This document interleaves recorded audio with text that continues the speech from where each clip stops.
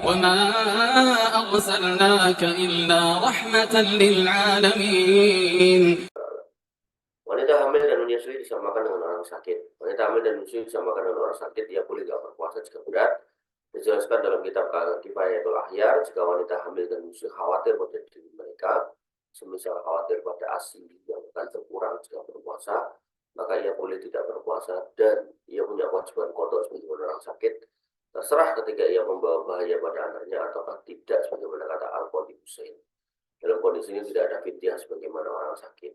Ini pendapat pertama ya. Jadi orang yang hamil dan menyusui, ya mau khawatir pada dirinya atau bayinya, kalau bisa qada tanpa fidyah. Namun jika keduanya khawatir pada anaknya, seperti khawatir keguguran, ya kurang ASI dan seterusnya, maka kewajiban qada dan membayar fidyah menurut pendapat terkuat.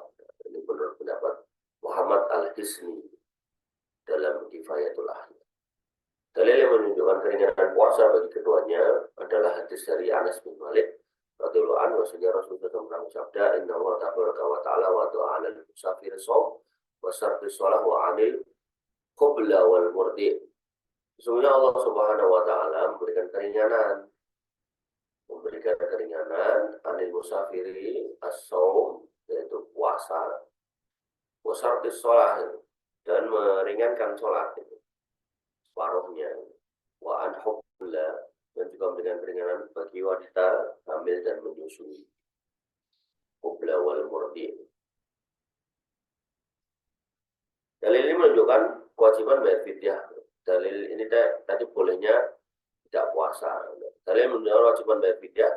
Dari Ibnu Abbas, wa 'alal ladzina yutiquna fidyatun ta'amu miskin. Tentang ayat orang-orang yang kemudian tidak sanggup berpuasa maka diganti dengan fidyah. Qala, dia berkata, kanat rukhsatan lisaykhil kabir wal mar'atil kabirah. Itu adalah rukhsah buat kakek-kakek tua dan nenek-nenek tua. Wa huma yutiqani siyam ayyuftira wa yut'ima. Dan mereka nggak bisa berat untuk puasa, sehingga mereka sebaiknya berbuka dan ayut imam makan kulli yaumin miskinan, dan memberikan makan setiap hari yang dia tinggalkan satu orang fakir miskin. Wal khubla wal murdi, dan orang yang menyusui dan orang yang hamil, dan menyusui, idza hafata, apabila keduanya takut. Qala Abu Dawud, yakni ala auladihima, berkata yaitu takut tentang keadaan anaknya, aftarata wa amata, berbuka dan juga bayar fidyah.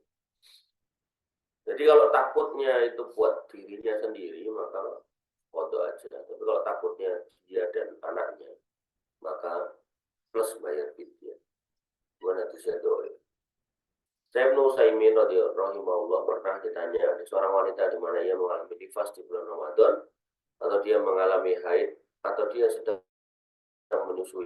Apakah wajib baginya qada ataukah dia menunaikan fidyah, memberi makan? Karena memang ada yang mengatakan pada kami bahwa mereka tidak perlu qada tapi cukup fidyah. Mohon jawabannya.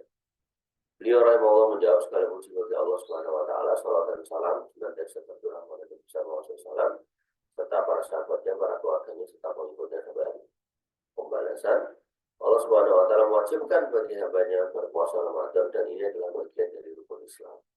Allah telah mewajibkan bagi orang yang memiliki udzur tidak berpuasa untuk mengqadanya ketika udzur tersebut hilang. Allah Ta'ala berfirman, beberapa hari ayam ma'dudat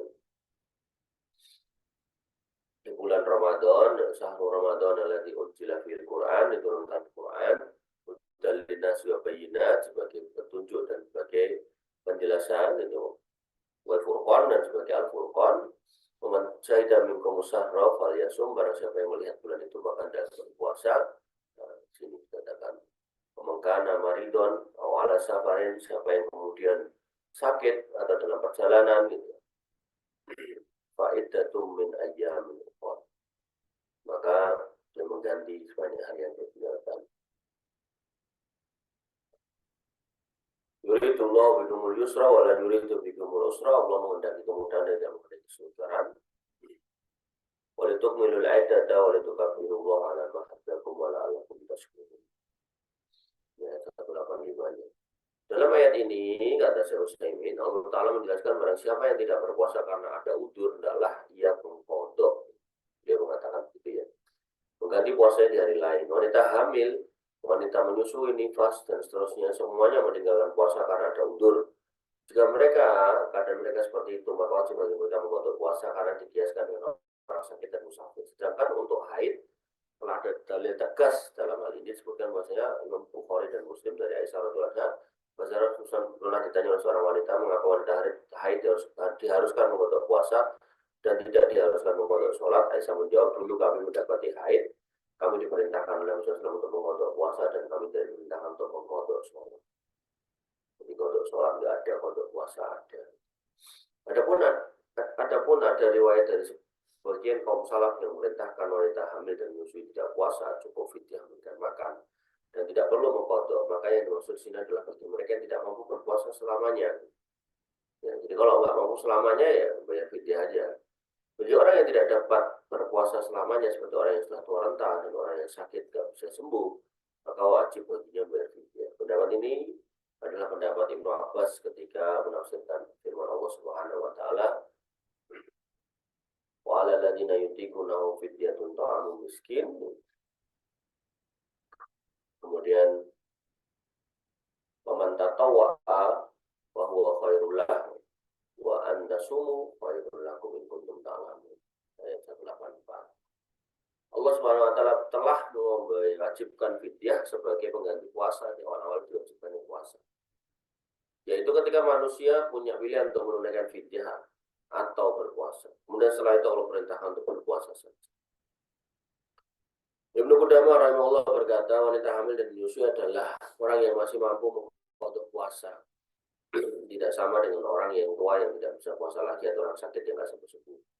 Maka qadha tetap wajib sebagaimana wanita yang mengalami haid dan nifas. Sedangkan dalam puasa, dalam surat Al-Baqarah ayat 184 menunjukkan kewajiban fidyah, tetapi itu tidak menafikan adanya qadha puasa karena pertimbangan dalil yang lain. Imam Ahmad sampai berkata, aku lebih cenderung memegang hadis Abu Hurairah dan tidak berpendapat dengan pendapat Ibnu Abbas dan Ibnu Umar yang berpendapat tidak wajibnya qadha. Syekh Utsaimin rahimahullah berkata, lebih tepat wanita hamil dan menyusui dimisalkan seperti orang sakit dan musafir yang mempunyai kewajiban qadha saja tanpa fidyah. Kenapa ya? Karena orang sakit dan orang hamil dan menyusui itu ya setelah hamilnya selesai atau menyusui selesai kan dia sehat. Adapun dia punya Ibnu Abbas tanpa menyebutkan qadha karena sudah dimaklumi bahwa qadha itu pasti ada. Lihat pula pendapat Syekh bin Baz, kemudian pendapat Syekh Abdurrahman bin Jibrin dalam syarah Umdatul Fiqh. Maka asalnya wanita hamil dan menyusui untuk mengganti puasa tetap qadha, sedangkan fidyah disyariatkan ketika sudah tidak sanggup lagi mengqadha karena terus-terusan hamil dan menyusui. Demikian yang bisa kita sampaikan dan kita diskusikan. Kurang lebih mohon maaf. Assalamualaikum warahmatullahi wabarakatuh. Assalamualaikum warahmatullahi wabarakatuh.